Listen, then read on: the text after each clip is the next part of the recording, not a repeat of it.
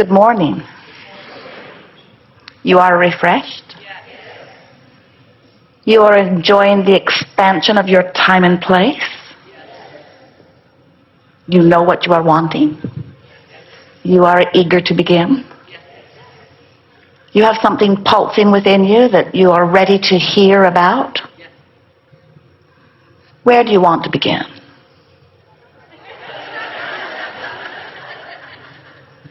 There are things. Begin right here. Yes. Hi, Abraham. I've been thinking about exercise. It seems to me that our mental, intellectual, human selves has evolved more quickly or beyond our physical bodies. Is that possible? It isn't in this sense. When you are expanding in terms of vibration, and by that expansion that we think you mean and we always mean, it's an aligned expansion, then there is always the inspiration for behavior that always is in alignment with that. So if you're tuned in, tapped in, turned on, which is what intellectual expansion must be as far as we are concerned, then everything else that would enhance that beingness would follow. So, because my occupation, most of what I do is just sedentary. By nature, I'm not a sedentary person. I feel like I have a lot of energy and I always want to be moving, and yet I spend hours sitting in front of a computer. So, and I'm thinking, but there was a time when our physical bodies didn't sit in front of computers, and we had to do more physical activity just to live. And so it seemed to me that that's more in tune with the way our bodies are engineered. But think about the limitation that you are arguing for here. In other words, your body is a cellular community, and those cells don't need you to be on a bicycle. In other words, the cellular community can function and will function in response to what's going on vibrationally. So the advantage of movement is such a circular thing. You're saying if more movement were involved, as it was at one time, then my body would receive benefit. And we say your body always has the ability to receive benefit no matter what. And then we say you could be primarily sedentary, as you are describing, and tuned in, tapped in, turned on, eager about life because of the thought projection that you are offering. And in that eagerness, you would be vibrationally open so that the cells of your body could get whatever it is that they are wanting in order to thrive.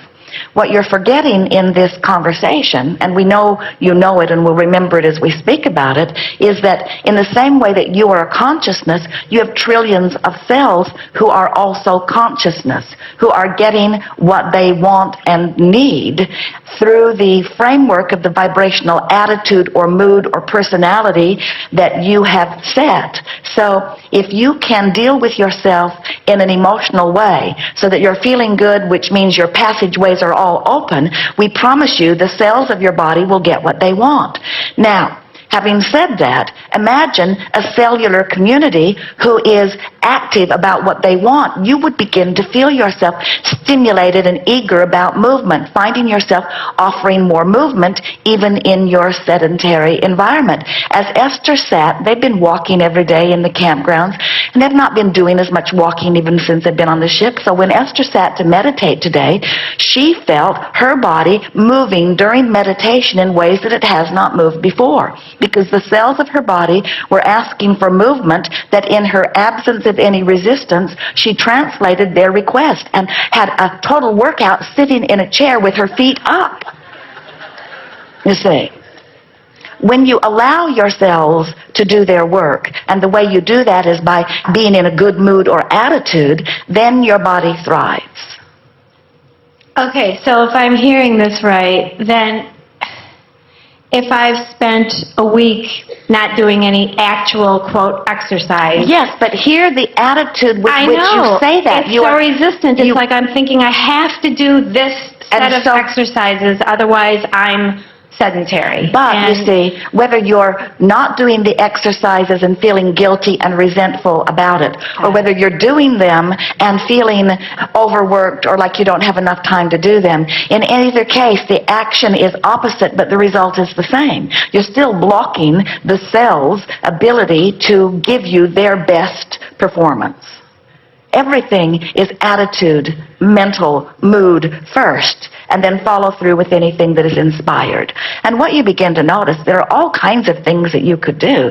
In other words, you don't need to run the marathon while you're sitting at your computer, but there are all kinds of things that you could do while things are loading, while you're taking a break. In other words, you could be much more active, but in that attitude, you never figure out how to do any of that. There are different environments. In the bus, Esther has a very tall desk, a very large, beautiful desk in the bedroom of the bus.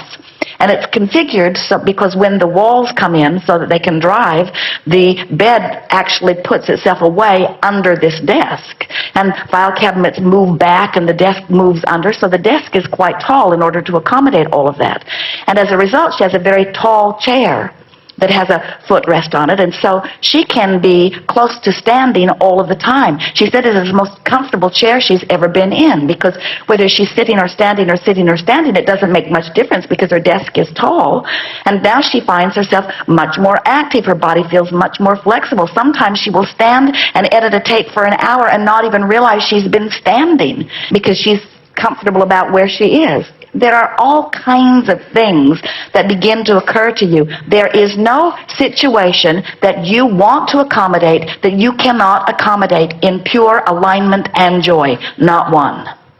But there are a lot of people looking for a lot of reasons to explain why things aren't the way they want them to be. And that's what we call arguing for your limitations.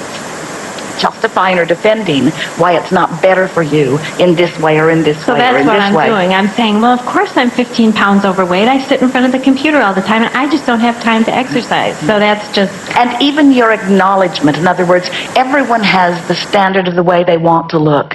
And until you make peace with what is, in other words, there are many who look at Esther, they get letters all the time. If Esther is a deliberate creator, why is she not the perfect body weight? And she is.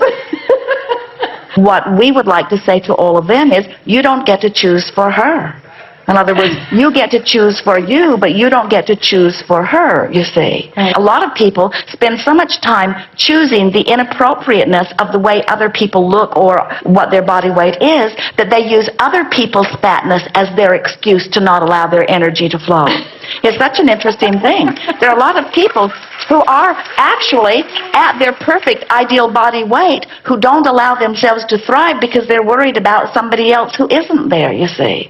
And so you just have to get your nose out of everybody else's business and focus upon your own thriving. And we hear you doing that on all topics all the time. We always enjoy visiting with you because you are fine-tuning and you are forthright in what you are thinking about. In other words, you're not pretending something is different than it is for you, which means your feelings are real, which means you can do something about them. Always striving for a better place.